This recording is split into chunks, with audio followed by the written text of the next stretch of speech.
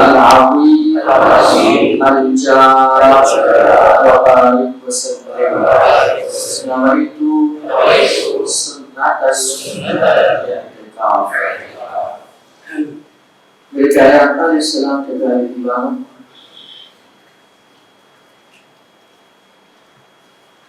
جو اللہ پاک کی ہر نعمت بڑی عظیم ہے.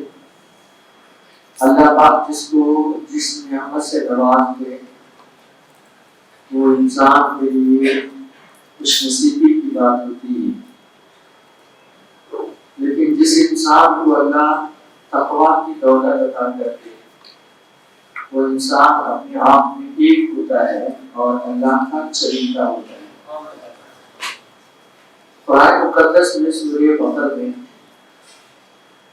جو میں نے آیت تلاوت کی ہے خطبے میں اللہ فرماتا ہے یا ایھا الذین آمنوا کتب علیکم الصیام کما کتب علی الذین من قبلکم لعلکم تتقون، کہ اے ایمان والو تم پر روزے فرض کیے گئے ہیں کما کتب علی الذین من قبلکم، جس طرح تم سے پہلے اگلوں پر بھی روزہ فرض کیا گیا تھا، لعلکم تتقون، تاکہ تم تقوی اختیار کرو، تاکہ تم متقی بن جاؤ.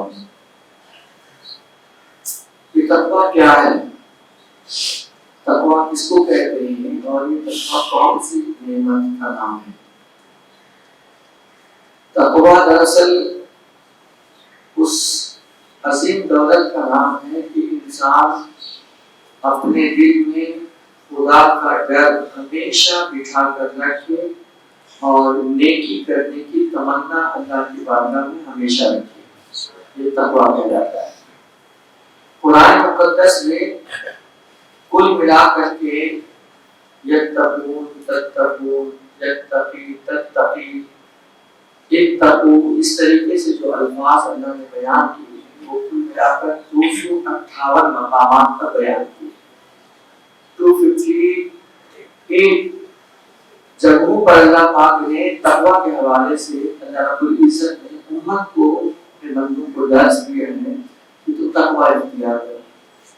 جو انسان تقویٰ کی دولت پا لیتا ہے وہ دنیا کی ہر دولت پا سکتا ہے.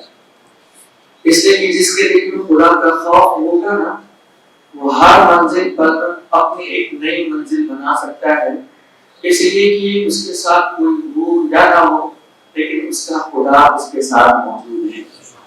تو تقویٰ اختیار کرو. روزہ جو آیا ہے وہ اسی لیے آیا ہے کہ انسان کے اندر اللہ پاک تقویٰ ڈالے.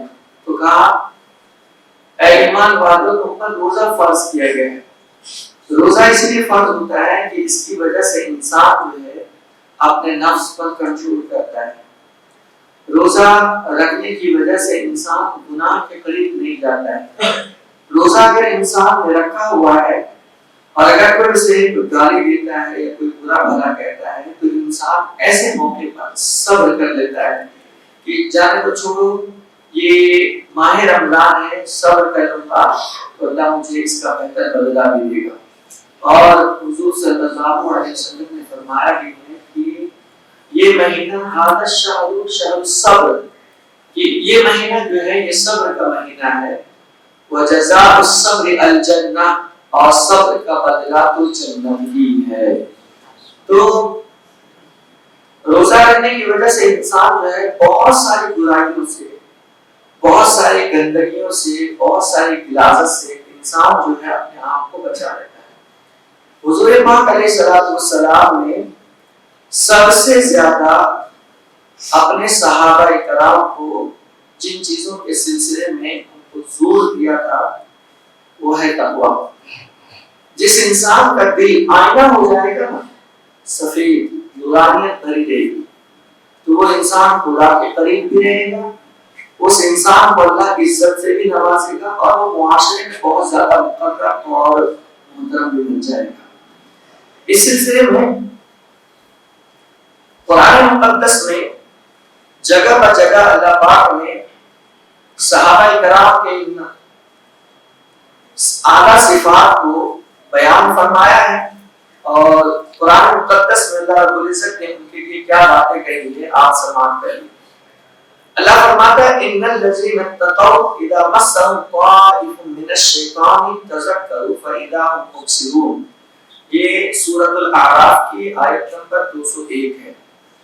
اللہ فرماتا ہے بے شک جو لوگ متقی ہیں حقیقت میں ان کا حال تو یہ ہے کہ کبھی شیطان کے اثر سے کوئی برا خیال بھی اگر انہیں چھو بھی جاتا ہے تو وہ فوراً چوکنے ہو جاتے ہیں اور پھر انہیں صاف نظر آنے لگتا ہے کہ ان کے لیے صحیح راستہ ہے کیا. یعنی اللہ پاک جس کو تقویٰ کی دولت دے دے، جو انسان متقی بن جائے، جس کو تقویٰ کی صفت مل جائے، اگر اس کو شیطان بہکانے کی کوشش بھی کرے گا نا کہ تو یہ راستہ اختیار کر لے، غلط راستہ اختیار کر لے، چوری کر لے، نہ یہ کر لے، نہ وہ کر لے، یا برائی کر لے، تو جیسے ہی اگر شیطان اس کو بہکانے کی کوشش کرتا ہے تو تقویٰ کی وجہ سے اللہ رب العزت اسے فوراً چوکنا کر دیتا ہے کہ تو میرا بندہ ہے، شیطان کا بندہ نہیں. تو میرے راستے پر چل، شیطان کے راستے پر مت چل. تو اسے فوراً یہ بات سمجھ میں آنے لگتی ہے کہ میں غلط راستہ جا رہا ہوں اور یہ راستہ مجھے نہیں جانا چاہیے، یہ راستہ بڑا پر خطر ہے، یہ راستہ بڑا خطرناک ہے، اس کی وجہ سے میں جہنم میں جا سکتا ہوں. انسان فوراً اسی جگہ پر وہ توبہ کرتا ہے تو اللہ پاک جو ہے اسے صراط مستقیم پر گامزن فرما دیا کرتا ہے. تو یہ تقوی کے حوالے سے قرآن پاک میں آیت ہے. حضرت امام بخاری رحمت اللہ تعالی علیہ نے حضرت عبداللہ بن مسعود رضی اللہ تعالیٰ عنہ سے روایت کیا ہے. یہ صحیح بخاری شریف کی حدیث ہے، حدیث نمبر ہے 6308. یعنی جس کو اللہ پاک نے تقویٰ کی دولت دی ہے وہ اللہ سے کس انداز میں ڈرتے ہیں، ان کا خوف دیکھیے. حضور علیہ السلام ارشاد فرماتے ہیں ان المؤمن یرا ذنوبہ کأنہ قاعد تحت جبل یخاف ان یقع فیہ وان الفاجر یرا ذنوبہ کذباب مر علی انفہ فقال به هكذا. کہ میرے آقا علیہ السلام نے ارشاد فرمایا کہ جب مومن اپنے گناہوں کو دیکھتا ہے نا، اپنے گناہوں کو دیکھتا ہے تو سمجھتا ہے کہ وہ گویا کسی پہاڑ کے نیچے بیٹھا ہوا ہے. یعنی اسے اتنا ڈر محسوس ہوتا ہے کہ یہ سب میں گناہوں کا پہاڑ اللہ کی بارگاہ میں کیسے لے کر کے جاؤں گا. جب میں اللہ کے سامنے رہوں گا اور اللہ میرے سامنے ہوگا اور میری باری آئے گی اور میرے پاس تو نیکی پلے نہیں ہوگی، میرے پاس بھلائی کے کام کچھ نہیں ہوں گے، میرے پاس خیر کا معاملہ کچھ نہیں ہوگا، نہ نماز ہوں گی، نہ روزے ہوں گے، نہ زکات کا معاملہ ہوگا، میرے پاس کچھ نہیں ہوگا. لیکن میرے ساتھ تو گناہوں کا پہاڑ ہوگا تو میں اللہ کی بارگاہ میں کیسے جاؤں گا اور کیا وہ دکھاؤں گا میں اپنے خدا کو. تو حضور نے فرمایا جو مومن اور متقی ہوگا نا وہ ہمیشہ اپنے گناہ کو یاد کر کر کے روئے گا، کہے گا مولا میرے پاس کتنے گناہ ہیں، میں کیسے جاؤں گا، تو مجھے معاف فرما دے. تو اللہ فرماتا ہے، حضور فرماتے ہیں کہ مومن کی یہ عادت ہوتی ہے کہ اپنے گناہ کو دیکھ کر وہ گناہ کا تصور اپنے دل میں لاتے اور روتے ہیں خدا کی بارگاہ میں. ان المؤمن یرا ذنوبہ کأنہ قاعد تحت جبل یخاف ان یقع فیہ. کہ وہ کسی گناہ کے پہاڑ کے نیچے بیٹھے ہوئے ہیں اور گناہ کا خوف اس پر لگا ہوا ہے. اور جو فاجر ہوتے ہیں نا، جنہیں اللہ کا ڈر نہیں ہوتا ہے، اللہ کا خوف نہیں ہوتا ہے، اللہ رب العزت کی بارگاہ میں اس کے جھکنے کا معاملہ نہیں ہوتا ہے اور اسے کوئی فرق نہیں پڑتا ہے کہ اس کے ساتھ کیا ہو رہا ہے کیا نہیں ہو رہا ہے، اس کے ساتھ کیا ہو رہا ہے کیا نہیں ہو رہا ہے، فاجر کو کوئی فرق نہیں پڑتا ہے. آج بھی آپ دیکھتے ہوں گے دو طرح کے لوگ ہیں. ایک وہ ہے جو آپ میں سے ہیں کہ جیسے ہی آپ نے ماہ رمضان سنا آپ کے دل میں ایک کیفیت مچل اٹھی کہ اللہ پاک نے ہمیں تراویح پڑھنے کی سعادت عطا کی ہے. کوئی بھی کام ہوگا، کیسا بھی کام ہوگا، کتنے بڑے سے بڑا کام ہوگا، وہ کام میرے لیے بڑا نہیں، تراویح میرے لیے زیادہ اہمیت کا کام ہے. آپ سب کچھ چھوڑ کر، حتیٰ کہ جو لوگ ڈیوٹی پر رہتے ہیں، جاب پر رہتے ہیں، وہ پہلے سے ہی اپنے باس کو لیٹر لکھ کے دے دیتے ہیں کہ سر مجھے جو ہے نا آپ افطاری کے ٹائم میں چھٹی دے دیں، کیونکہ روزہ تو میں یہاں بھی کھول سکتا ہوں لیکن افطاری میری مس ہو گئی روزہ کا تراویح میری مس ہو گئی تو میرے لیے یہ بہت محرومی کی بات ہوگی. آدمی پہلے سے چھٹی ڈال دیتا ہے، نیند ڈال دیتا ہے تاکہ اس بندے کو تراویح مل سکے اور تراویح کے اندر وہ قرآن پاک کی تلاوت سن سکے. یہ مومن متقی کی نشانی ہوتی ہے. ہر کام چھوڑ کر کے وہ اللہ کی بارگاہ میں جھکنا پسند کرتا ہے. اور جو فاجر ہوگا، گناہگار ہوگا، جسے کوئی فرق نہیں پڑتا ہے کہ سجدے کیا ہے، تراویح کیا ہے، نماز کی اہمیت کیا ہے، ماہ رمضان میں تراویح کی فضیلت و برکت کیا ہے، نماز پڑھنے کی اہمیت کیا ہے، جسے کچھ تو اسے کیسا لگتا ہے ایک مکھی آ رہی تھی، ناک پڑ رہی تھی اور اس کے بعد گزر گئی، اسے کوئی احساس نہیں ہوگا. آج بھی بہت سارے مسلمان ایسے ہیں کہ جن کے اندر نہ نماز کا خوف ہے، نہ روزہ رکھنے کی فکر ہے، اور تراویح تو جانے ہی دیجیے، تراویح پڑھنے کی بھی فکر نہیں. اور کچھ بندے ایسے ہیں جو پہلی تراویح پڑھیں گے اور پھر 26 دن گل اور پھر 27ویں تراویح میں آخر میں شامل ہونے سوچتے ہیں پہلے میں شامل ہو گیا اور آخری میں شامل ہو گیا تو سب شامل ہو گئے. نہیں، ایسا نہیں ہوتا ہے. یہ مومن کی نشانی نہیں ہے. مومن تو وہ ہوتا ہے کہ رات رات بھر ماہ رمضان مبارک میں اللہ سے بھیک مانگتا ہے، گر گراتا ہے، دعائیں کرتا ہے کہ اللہ میری خطاؤں کو معاف فرما دے. سرکار علیہ السلام نے فرمایا کہ اس کا مفہوم ہے کہ وہ بڑا کم نصیب انسان ہے جس کو میرے اللہ پاک نے ماہ رمضان عطا کیا اور وہ اپنی بخشش نہ کرا سکا. بڑا بد نصیب ہے وہ، ماہ رمضان پایا اور اپنی بخشش نہ کرا سکا. آپ کو پتا ہے کہ آنے والا سال ماہ رمضان آپ کو عطا کرے گا. آپ کو پتا ہے کہ آنے والے ماہ رمضان میں روزے پھر سے اللہ آپ کو دے گا. آپ کو پتا ہے کہ تراویح کی توفیق اللہ آپ کو پھر سے آنے والے سال میں دے گا. کچھ نہیں معلوم ہے آپ کو، تو جو میرے رب نے اس وقت آپ کو دیا ہے اس کی قدر کرو.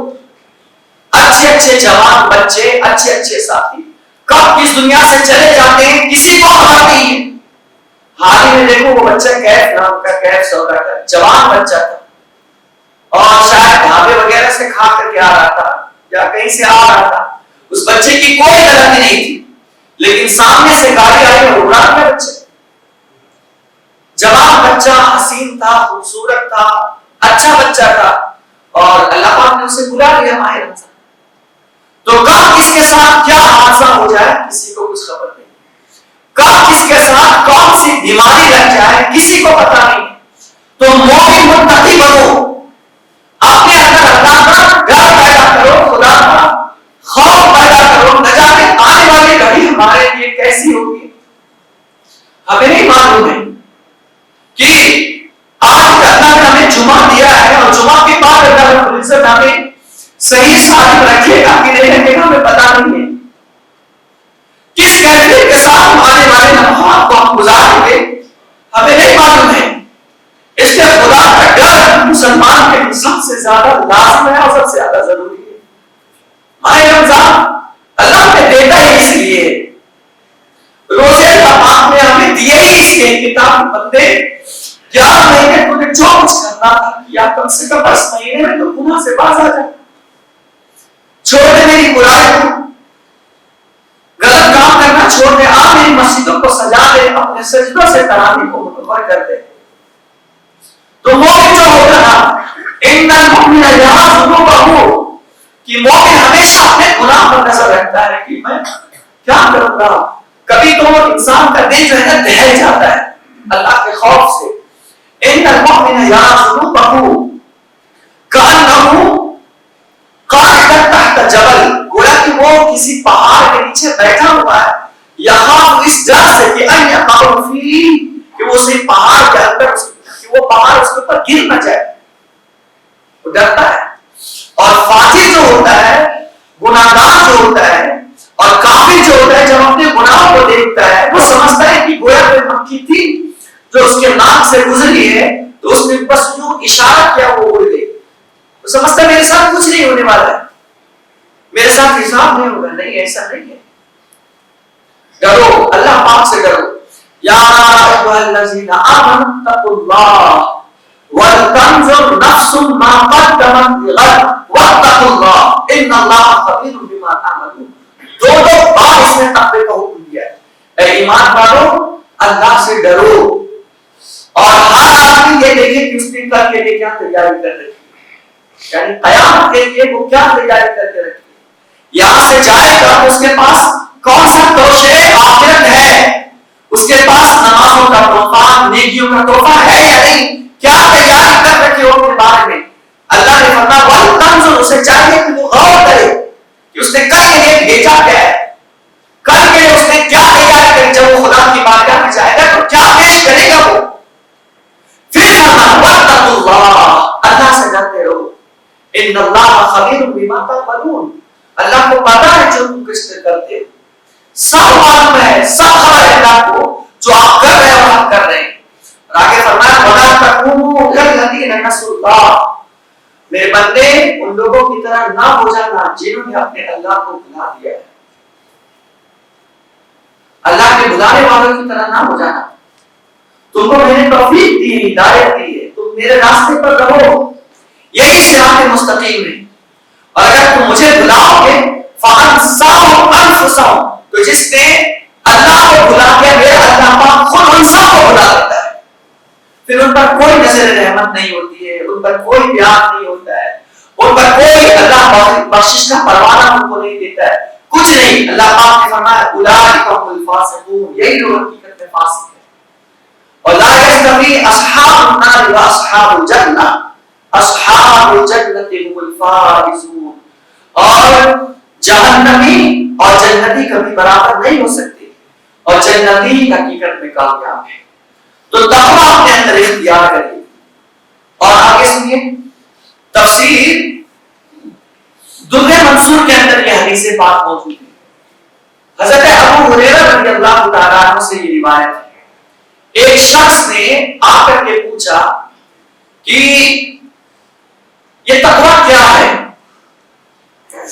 تقویٰ کیا ہے؟ تو آپ نے فرمایا کیا کبھی تم خاردار جنگل کے راستے سے تم گئے ہو، یعنی اگل بغل میں کانٹے ہو اور بیچ میں راستہ ہو، تو کیا کبھی تم اس راستے سے گزرے ہو؟ تو اس شخص نے کہا کہ ہاں گزرا ہو۔ تو کہا کہ کیسے گزرتے ہو؟ تو کہا کہ میں اپنے کپڑے سمیٹ لیتا ہوں، اپنے آپ کو بچا بچا کر کے چلتا ہوں، تاکہ کہیں ایسا نہ ہو کہ وہ کانٹے جو ہے میرے کپڑے کو چھو نہ جائے، اگر کپڑے میں پھنس جائے گا تو میرا کپڑا پھٹے گا، پیر میں چپ جائے گا تو تکلیف ہوگی، بدن میں لگ جائے گا تو تکلیف ہوگی، تو اس لیے میں اپنے جسم کو سنبھال کر کے بچا کر کے میں چلتا ہوں، تاکہ میں کانٹوں سے کانٹوں کی تکلیف سے بچ سکوں اور کہیں صحیح سے میں اپنا راستہ پار کر سکوں۔ تو آپ نے فرمایا تقویٰ بھی اسی کا نام ہے،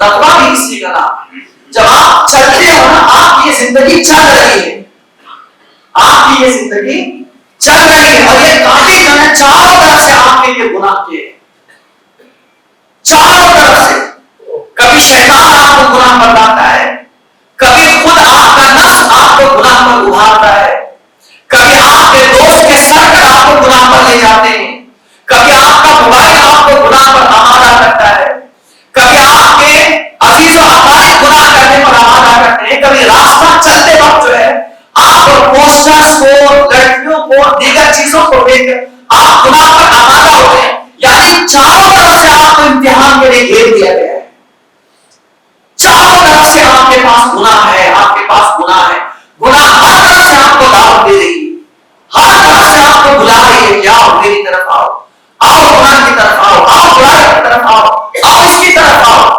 اور اگر انسان ایسے حالات میں، ایسے دور کے اندر انسان تقوی پر چلے کہ چاروں طرف سے میرے لیے گناہ کے راستے ہیں، لیکن ایک ہی راستہ ہے جو صراط مستقیم کا ہے، اور میں اسی راستے پر چلوں گا، اپنے آپ کو، اپنے جسم کو، اپنے قدم کو میں سنبھال کر کے چلوں گا، تو ایسے شخص کو اللہ کے رسول علیہ السلام متقی فرمایا ہے، اور جو متقی ہوں گے قیامت کے دن اللہ پاک نے فرمایا ہے کہ اللہ فرماتا لا خوف علیہم ولا هم يحزنون، جہاں سب خوف زدہ ہوں گے اللہ متقی کو قیامت کے دن کوئی خوف نہیں دے گا، وہ بے خوف ہوں گے، بے خطر ہوں گے، کسی کا ڈر نہیں ہوگا، اللہ اس کی برکت سے اسے جنت عطا فرما دے گا۔ تقویٰ ہے، متقی بنو، پرہیزگار بنو، اپنے آپ کی اصلاح کرو، روزہ آئے اس کے آپ کو تقویٰ دینے کے لیے۔ آپ دیکھتے ہیں کہ روزے کی حالت میں انسان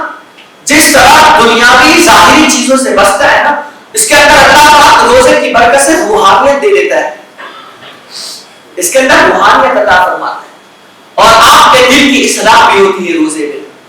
آپ کہیں بھی رہیں، روزہ ہمیشہ آپ کو خوف خدا دلاتا ہے، حتیٰ کہ جب آپ وضو کرتے رہتے ہیں نا ہاؤس میں یا نل پر، اور منہ میں آپ پانی لے، کوئی نہیں دیکھتا ہے آپ کو، کسی کا دھیان نہیں ہے آپ پر کہ آپ پانی پی رہے ہو یا پانی پھینک رہے ہو، کسی کا دھیان نہیں ہے، لیکن آپ ہے روزہ۔ لیکن جیسے ہی آپ منہ میں پانی آپ نے لیا نا، تو کوئی دیکھے نہ دیکھے آپ کے دل میں خود بخود خدا کا خوف یاد آ جائے گا، اور کہے گا کہ اے بندے، تجھے کوئی دیکھ رہا ہو یا نہ دیکھ رہا ہو، تیرا خدا تجھے دیکھ رہا ہے۔ وہ انسان وہ پانی فوراً باہر نکال کر کے پھینک دیتا ہے، کیوں؟ یہ روزہ آیا ہے اسے متقی بنا، اور اسی کو کہتے ہیں تقویٰ، اسی کو تقویٰ۔ کوئی دیکھے نہ دیکھے، لیکن آپ کا خدا آپ کو دیکھ رہا ہے، اور یہ تصور اگر ہمیشہ سال کے 12 مہینہ پیدا ہو جائے نا، تو اللہ ساری کائنات کو سمیٹ کر کے آپ کے قلبوں میں ڈال دے گا۔ کیا بات ہے کہ غزوہ بدر میں، بیٹل آف بدر جو پہلی جنگ ہوئی تھی، اس میں مسلمان کی تعداد کتنی تھی؟ 313 تھی نا، اور ان کے پاس کچھ نہیں تھا، نہ ساز و سامان، نہ اسلحہ، نہ فوج، نہ گھوڑے، نہ ہاتھی، کچھ نہیں تھا ان کے پاس، تھوڑی تھوڑی چیزیں تھی بس۔ ایک تلوار سے 8 لوگ 10 لوگ کام چلاتے تھے، تو لڑ کے آ تو پھر میں جاتا ہوں، میں لڑ کے آؤں تو تو جا، اور جو شہید ہو ان کی تلوار سے لڑتے تھے۔ 313 تھے، اور سامنے جو ہے 1000 کی تعداد تھی، لیکن کیا بات ہے کہ میرے اللہ پاک نے ان 313 کو کامیابی دی، ان 313 کو فتح یابی عطا کی، ان 313 کو پوری دنیا کا بادشاہ بنا دیا۔ کیا بات ہے؟ تو سب سے بڑی بات یہ ہے کہ ان سب کے دل میں ان کے خدا کا خوف تھا، تقویٰ کی دولت تھی۔ آپ متقی بن گئے نا، تو دنیا کی کوئی طاقت آپ کو گرا نہیں سکتی ہے، دنیا کا کوئی انسان آپ کو ذلیل نہیں کر سکتا ہے۔ تقویٰ اتنی عظیم دولت ہے، اور اللہ کا خوف، جہاں بھی رہو گناہ سے ڈرو۔ اور آگے میں آپ کو حدیث بتاتا ہوں، اور ایک اور حدیث سے پاک سنیے۔ حضرت انس رضی اللہ تعالیٰ عنہ اس حدیث کو بیان کرتے ہیں، یہ بھی صحیح بخاری شریف کی حدیث ہے، 6492، 6492۔ اب اذان ہو جانے دیجیے، پھر اس کے بعد یہ حدیث آپ کے سامنے پیش کرتا ہوں۔ حدیث پاک جو ہے 6492، حضرت انس رضی اللہ تعالیٰ عنہ صحابہ کرام کو خطاب کرتے ہوئے یہ ارشاد فرما رہے تھے، کتنا ڈر تھا صحابہ کرام کو۔ کہا خطاب کرتے ہوئے، انکم لتعلمون اعمالا هی ادق فی اعینکم من الشراب کما نردها علی عهد رسول اللہ صلی اللہ علیہ وسلم من الموبقات، کہ لوگوں تم لوگ گناہوں کے ایسے کام کرتے ہو جو تمہاری نگاہوں میں بال سے زیادہ بھی معمولی ہے، تمہیں ایسا لگتا ہے کہ یہ سب گناہ چھوٹے چھوٹے ہیں، حالانکہ ہم اسی کام کو عہد نبوی صلی اللہ علیہ وسلم میں ہلاک کرنے والے گناہوں میں شمار کیا کرتے تھے۔ یعنی صحابہ کرام کی نظر میں جو ہے گناہ چاہے چھوٹا ہو چاہے بڑا ہو، کیسا گناہ ہوتا تھا، اس لیے کہ جس بات پر اللہ ناراض ہو جائے وہی سب سے بڑا گناہ ہے، اور آپ کو یہ نہیں معلوم ہے کہ آپ سے اللہ پاک کون سے گناہ کی وجہ سے ناراض ہو جائے گا، کون سے گناہ سے ناراض ہو جائے گا۔ اسی لیے چھوٹے سے چھوٹے گناہ کرنے سے بچو،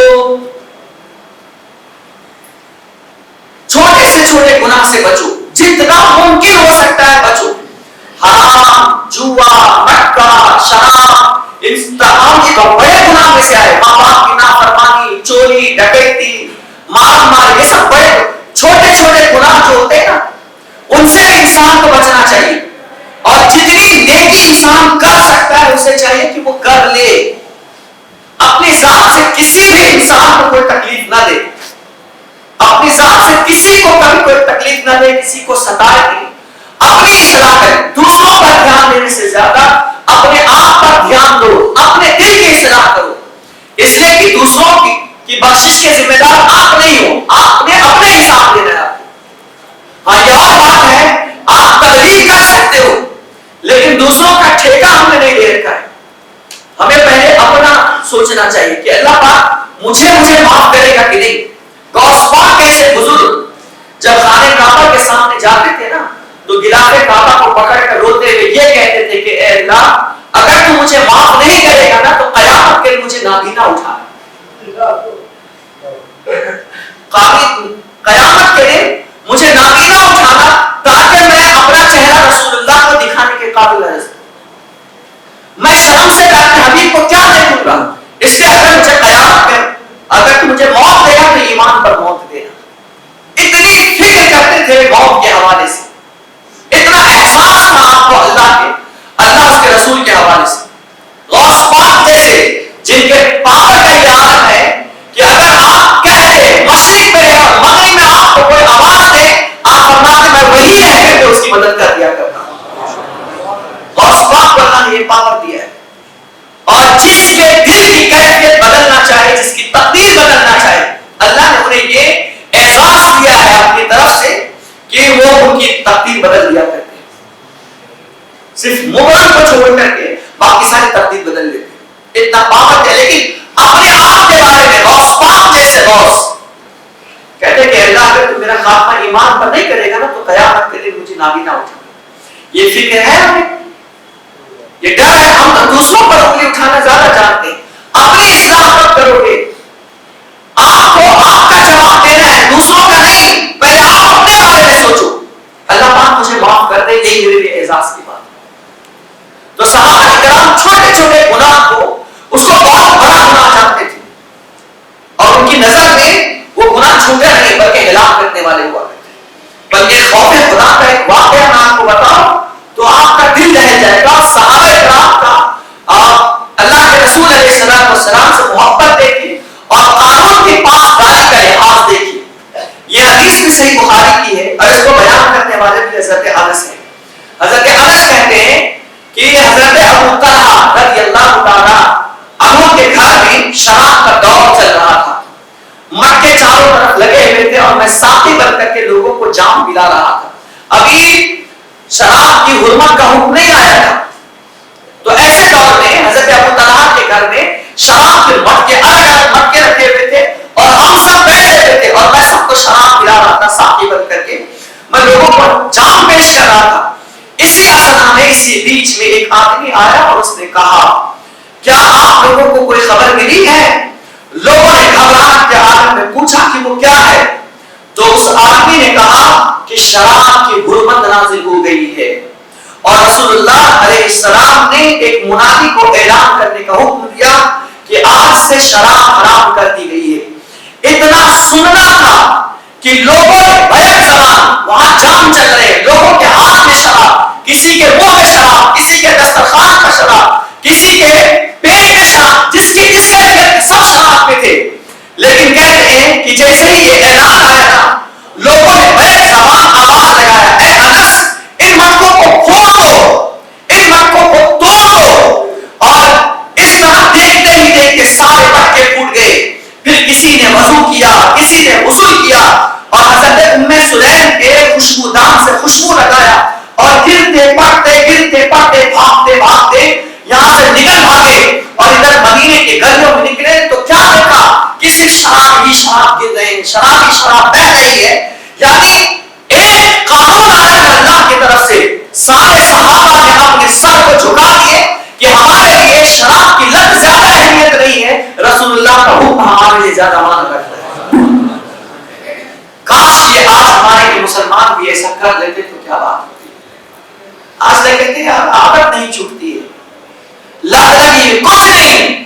اگر آپ کے دل میں شراب محبت رسول ہے نا تو پھر دنیا کی کوئی شراب آپ کو جو ہے نا دھوکہ نہیں دے سکتی۔ اور کیا آج مولانا تھوڑا سا تو پی رہا ہے، ارے حضرت اتنی جلدی عادت کیسے چھوٹے گی؟ جن کی گھٹیوں میں بسا ہوا تھا، شراب جن کے دسترخوان پر پانی کی طرح بہ رہا تھا، وہ صحابہ کرام، اور وہ بھی عرب کی سرزمین، اور ایک سے ایک شراب۔ اس زمانے میں بچے بیمار پڑ جاتے تھے تو شراب کو گرم کر کے پلایا جاتا تھا۔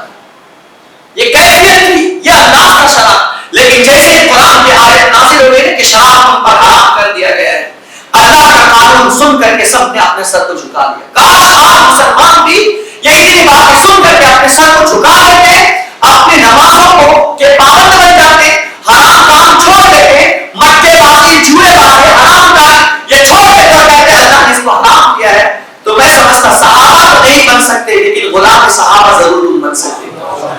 اگر اپنی سوچ اگر آپ بدل لو آج کے دور میں بھی تو اللہ پھر سے ہمارا کھویا ہوا وقار واپس کر دے گا۔ سوچ دیکھو، انداز دیکھو صحابہ کرام، اور کیا کر، اسی کو کہتے ہیں تقویٰ، اسی کو کہتے ہیں متقی ہونا، یہ ہے اصل تقویٰ۔ اور یہ نہیں ہے آپ کے پاس تو آپ کے پاس کچھ نہیں، آپ ذرا تصور تو کریں کس طرح چند لمحوں میں پورا مدینہ جو ہے شراب کی حرمت پر مطلق ہو جاتا ہے۔ کسی ایک صحابی نے یہ نہیں کہا کہ اتنی جلدی ہماری عادت کیسے چھوٹے گی، کسی ایک صحابی نے یہ نہیں کہا کہ ہم تو اس کے رسیا ہے اور یہ تو ہمارے میخانے میں بھرا ہوا ہے، ہمارے جسم میں بھرا ہوا ہے، ہم اس کو کیسے چھوڑ سکتے ہیں۔ قرآن اسلام نے تو ہم کو مشکلوں میں ڈال دیا، کسی ایک صحابی نے نہیں کہا۔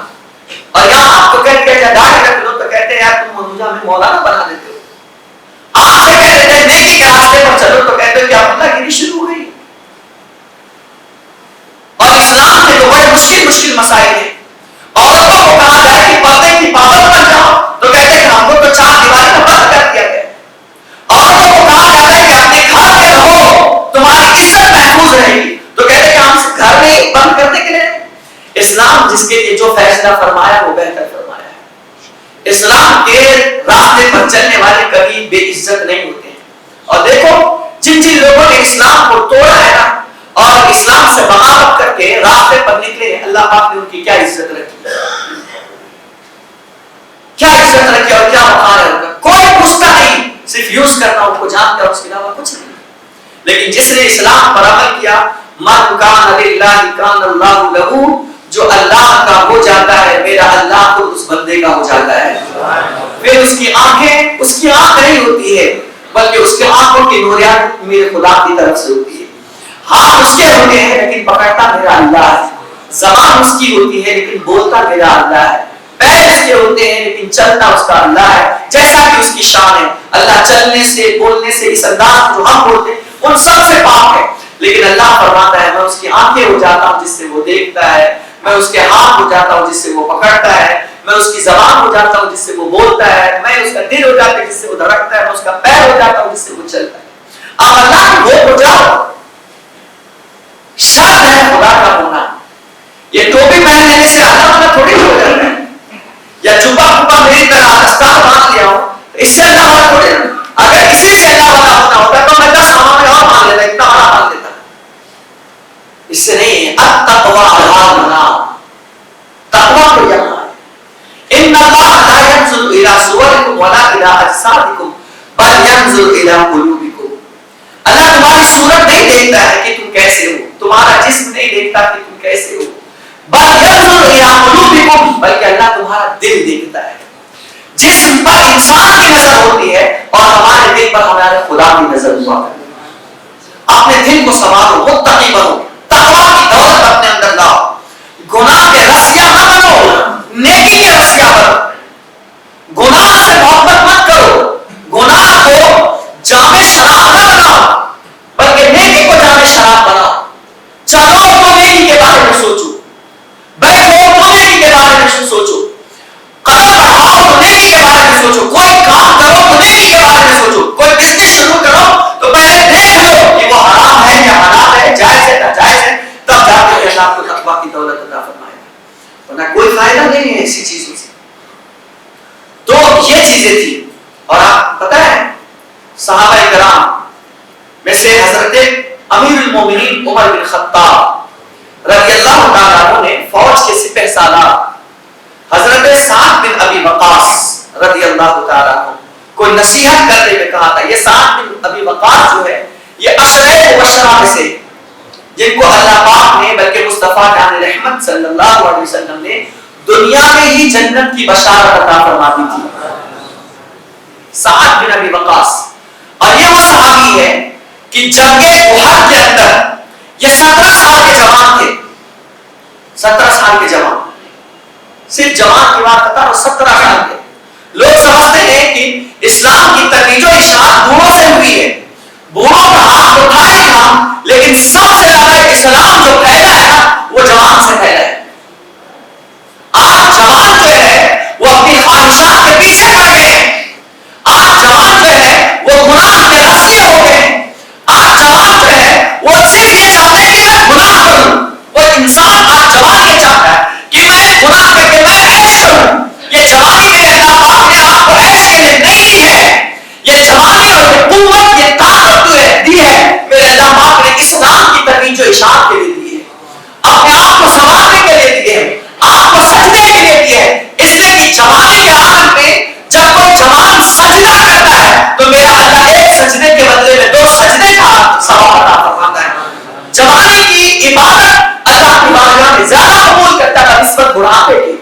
بڑھاپے میں آپ عبادت کریں گے اتنا ہی ملے گا, لیکن جوانی میں کریں گے تو اللہ دوہرا ثواب عطا فرماتا ہے. کتنے خوش نصیب ہے وہ جوان کہ ہر کام سے پہلے اپنے خدا کو یاد کرتے ہیں اور ہمیشہ نمازوں کی پابندی کرتے ہیں. لیکن ہمارے جوانوں کا فرصت کیا ہے؟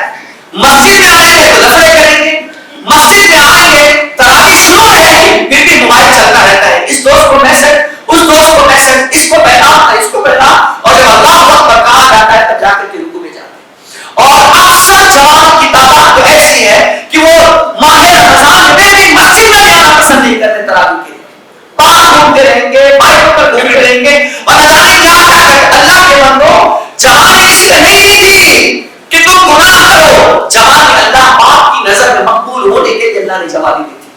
حضرت سعد بن ابی وقاص ایک جوان صحابی 17 سال کے تھے, ابھی صحیح سے چہرے پر داڑھی بھی نہیں ہوئی تھی, لیکن یہ وہ صحابی ہے کہ میرے رسول پاک علیہ السلام کو سب کہتے تھے فدا کا بابی و امی انت یا رسول اللہ, میرے ماں باپ پر قربان ہو یا رسول اللہ. لیکن سعد وہ 17 سال کا تنہا واحد جوان ہے کہ میرے رسول نے کہا یا سعد, اے سعد تم دین کیوں نہیں چلاتے ہو؟ سب کے ماں باپ میرے اوپر قربان ہوتے ہیں, لیکن میرے ماں باپ اے سعد کے اوپر قربان ہوتے. یہ 17 سال کا جوان ہے. جوان ہی انقلاب لاتا ہے, جوان ہی معاشرے کو سدھار سکتا ہے, جوان ہی سے تبدیلی آ سکتی ہے, جوان ہی اسلام کو آگے سے لے جا سکتا ہے, جوان ہی دین کی ترویج و اشاعت کر سکتا ہے. اگر جوان ٹھان لینا کسی کام کو کرنے کے لیے تو وہ پہاڑ کو بھی اپنے راستے سے ہٹا سکتا ہے. جوان اس کو کہتے ہیں, اور جوان کی قوت کا عالم ہے. اور آپ نے تو اسلام کو چھوڑ دیا ہے, آپ کو عیاشی کے راستے پر گئے ہو. میں جوانوں سے کہتا ہوں, میرے جوانوں, میرے بھائیوں, دین تم سے آباد ہونا ہے. دین کی ترویج و اشاعت تم سے ہوئے. پڑھائی کرنے کے بعد دین کی خدمت کرو, دین کے لیے اپنا وقت نکالو, دین کے لیے اپنا ٹائم نکالو, دین کو وقت دو. تم خدا کو وقت دو گے, اللہ تمہاری ضرور ہر چیز کی کفالت فرمائے گا. جوانوں کے اور سارے پیرنٹس سنیں, اپنے جوان بچوں کو دین کے ماحول سے وابستہ کریں, شریعت سے وابستہ کریں, اور اس کے لیے عظیم تحریک سنی دعوت اسلامی. سنی دعوت اسلامی سے جڑو. سنی دعوت اسلامی نے بچوں کے سر پر رسول اللہ کا تاج سجا دیا ہے. آپ کو پتا ہے 9 سال کا بچہ تحریک سنی دعوت اسلامی میں آنے کے بعد وہ 11 مہینے کے اندر حافظ قرآن بن گیا ہے. 9 سال کا بچہ, وہ گھاٹ کے اوپر کا رہنے والا ہے, اور آج وہ بچہ بچوں میں ہی صحیح وہ بچوں کو جمع کر کے وہ قرآن پاک تراویح سنا رہا ہے. 9 سال کا بچہ. یہ سنی دعوت اسلامی کا فیضان ہے. اس سال ایک بچے نے ایک بیٹھک میں الحمد سے لے کر کے والناس تک فجر بعد اس نے قرآن شروع کری, اور رات کے 2 بجے تک ایک بیٹھک میں ایک ساتھ پورا قرآن سنا دیا, اور پورا قرآن میں صرف ایک ہی جگہ 21ویں پارے میں بھولا. یہ سنی دعوت اسلامی کا فیضان ہے. سنی دعوت اسلامی آپ کو دین سے قریب کرتی ہے, آپ کو معاشرے سے قریب کرتی ہے, پیغام سے, اسلام سے قریب کرتی ہے. جڑیے اس سے وابستہ ہو جائے, آپ کا بیڑا پار ہو تو حضرت جوان صحابی تھے، جب ان کو اللہ حضرت عمر فاروق رضی اللہ تعالیٰ عنہ جو سپہ سالار بنا کر کے ان کو بھیج رہے تھے نا اس جوان کو، اور پہلے بھی سپہ سالاری جو ہوتی تھی نا وہ پورے طریقے سے جوان ہی ہوتے تھے، قافلے کا جو امیر ہوتا تھا وہ جوان ہوتا تھا، اس لیے کہ جوان جو کر سکتا ہے وہ بوڑھے نہیں کر سکتے۔ تو ان کو جاتے وقت بھیجتے ہوئے آپ سوچیے، خود حضرت عمر جنتی اور خود حضرت سعد جنتی، لیکن جنتی کو کیا وصیت کر رہا ہے وہ سنیے، جنتی کو کیا وصیت کر رہا ہے، کہا یا سعد اوصیک ومعک من الجند بتقوی اللہ، کہ اے سعد میں تم کو اور تمہارے ساتھیوں کو لشکروں کو جو ہے میں تقوی کی اللہ کے تقوی کی وصیت کرتا ہوں، کوئی بھی کام کرنا اپنے لیے نہیں کرنا، اللہ کے لیے کرنا۔ اے سعد میں تجھے اور تیرے ساتھی تمام لشکر کو اللہ کا تقوی اختیار کرنے کی وصیت کرتا ہوں۔ آپ فرماتے فَإِنَّ تَقْوَى اللَّهِ هِيَ أَعْظَمُ الْعِدَّةِ عَلَى الْعَدُوِّ وَإِنَّمَا يَنْصُرُ الْمُسْلِمِينَ بِتَقْوَاهُمْ مُسْلِمُونَ بِتَقْوَاهُمْ وَبِمَعْصِيَةِ عَدُوِّهِمْ فَإِذَا اسْتَوَيْنَا نَحْنُ وَهُمْ فِي الْمَعْصِيَةِ كَانَ لَهُمُ الْفَضْلُ عَلَيْنَا فِي الْقُوَّةِ۔ آپ فرماتے کیونکہ اللہ کا تقوی دشمن پر غلبے کا سب سے عظیم اسلحہ اور ہتھیار ہے۔ اگر تم تقوی اختیار کر لیے نا تو جو تلوار کام نہیں آئے گی نا وہ آپ کا تقوی کام آ جائے گا۔ کبھی کبھی ایسا بھی ہوا ہے، حضرت خالد بن ولید رضی اللہ تعالیٰ کو تنہا بستی میں چلے گئے اور تلوار بھی ساتھ میں نہیں، چلے گئے اس کے کافروں کی بستی میں، لیکن وہاں تلوار سے آپ نے لڑائی نہیں کی بلکہ آپ نے اپنا تقوی دکھایا، خوف خدا دکھایا، اور آپ کے اخلاق کو دیکھ کر، آپ کے تقوی کو دیکھ کر بغیر کسی مزاحمت کے اور بغیر کسی لڑائی کے جو ہے نا وہ پوری کی پوری بستی جو ہے آپ کے ہاتھ پر ہاتھ لے کر کلمہ پڑھ کر کے مسلمان ہو جائے گا تقوی کی بدولت۔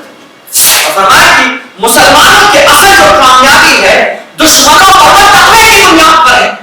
اور جب انسان، اور آگے فرماتے فَإِذَا اسْتَوَيْنَا نَحْنُ وَهُمْ فِي الْمَعْصِيَةِ، اس لیے کہ ہم اور کافر اگر گناہ میں اگر ہم برابر ہو گئے نا، برابر اگر ہم ہو گئے تو اللہ پاک تم کو فضیلت دے دے گا، تم کو گرا دے گا۔ ہم جو ان پر غالب ہے، ہمارا جو ان کے اوپر وقار ہے، ہم سے جو وہ خوف کرتے ہیں وہ فقط تقوی کی بنیاد پر، اس لیے کہ اللہ نے فرمایا جس کے دل میں اللہ کا ڈر ہوگا وہ کسی سے نہیں ڈرے گا، اور جس کے دل میں خدا کا خوف نہیں ہوگا پوری دنیا اس کو ڈرائے گی۔ الا ان اولیاء اللہ لا خوف علیہم ولا هم يحزنون، آگاہ ہو جاؤ کہ اللہ کے ولیوں کو نہ کوئی خوف ہوگا نہ کوئی غم۔ اور یہ کیوں؟ اس لیے کہ وہ صرف خدا سے ڈرتے ہیں، اس لیے ان کو نہ دنیا میں ڈر ہے نہ آخرت میں ڈر ہے۔ اور جو انسان دنیا میں کسی سے ڈرتا ہے تو اللہ تعالیٰ سب کو ڈرا دیا کرتا ہے، تو اس لیے تقوی اختیار کرنا۔ یہی وجہ ہے کہ یہ کہنے کے بعد فرمایا حضرت عتبہ بن غزوان نے وَإِذَا مِنَ الْيَوْمَ مَا مِنَّا إِلَّا مَنْ هُوَ أَمِيرٌ عَلَى عِشْرٍ مِنَ الْأَمْصَارِ۔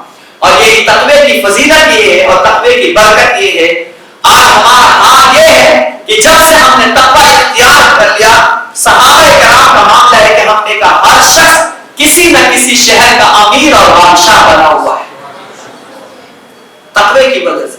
حالانکہ صحابہ کے پاس تو کچھ نہیں تھا، لیکن اس تقوی نے آج پوری دنیا میں مسلمانوں کو غلبہ دے دیا۔ وَتِلْكَ الْأَيَّامُ نُدَاوِلُهَا بَيْنَ النَّاسِ، اور یہ دنوں کے نشیب و فراز ہے، یہ دن ہے جو لوگوں کے درمیان بدلتے رہتے ہیں، کل کسی اور کی باری تھی تو آج کسی اور کی باری ہے۔ تو اس لیے مومنوں صاحبوں تقوی اختیار کرو، اور تقوی پر اور بھی بہت ساری باتیں ہیں۔ آج انشاءاللہ تراویح کے بعد ہمیشہ ہفتہ واری سنی اجتماع اپنا ہوتا ہے، آج بھی انشاءاللہ تراویح کے بعد ہم مختصر پروگرام کریں گے، اور اس کے بعد خصوصی ذکر لائٹ بند کر کے اور دعا جو ہے تصورات مدینہ میں ہم کرنے کی کوشش کریں گے۔ آج ضرور تراویح کے بعد تھوڑی دیر کے لیے آپ جو ہے اس محفل میں شرکت کیجیے گا اور اپنے ایمان کو تازہ کرنے کی کوشش کیجیے گا۔ اللہ پاک ہم سب پر کرم فرمائے، اللہ ہم سب کو تقوی کی دولت سے سرفراز فرمائے۔ وما علینا الا البلاغ المبین۔ السلام علیکم ورحمۃ اللہ وبرکاتہ۔ کھڑے ہو جائے اور نماز ادا کریں۔